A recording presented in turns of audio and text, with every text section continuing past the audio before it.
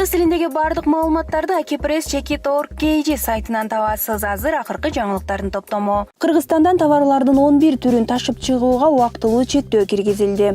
Алар буудай, ун, өсүмдүк майы, күрүч, кесме, кумшекер, тоок жумурткасы, тамак аш тузу, тоют, бактерияга каршы жана дезинфекциялык каражаттар. Кой Таш окуясы боюнча сот отуруму жылдырылды. УКМК Алмазбек Атамбаевдин абалы канааттандырарлык экенин билдирди. Ага чейин жактоочусу түштөн кийин ал бир аз ооруп, кан басымы түшүп кетти. Процесске катыша алган жок деп билдирген.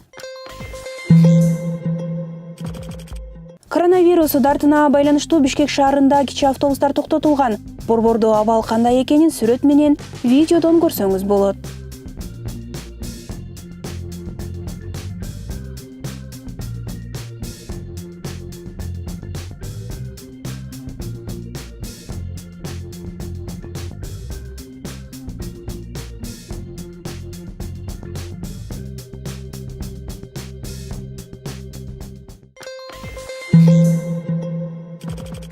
Бишкек Ошуна жолунда кырсык болуп, бир үй бүлө жабыркады. 3 кыз, бир уулу менен бара жаткан эне оор жаракат алып тилекке каршы көз жумган. Окуя 22 мартта саат кечки 8:30 чамасында Кара Көл шаарынын аймагында болду.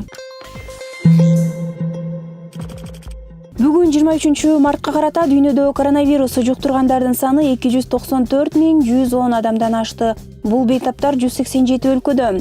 Кыргызстанда коронавирус жуктургандардын ичинен экөөнүн абалы орто оор деп бааланып жаткан. Алардын бири 1949-жылы туулган. Эркек киши жандандыруу бөлүмүнө которулду. Калгандарынын абалы салыштырмалуу канааттандырарлык деп бааланууда.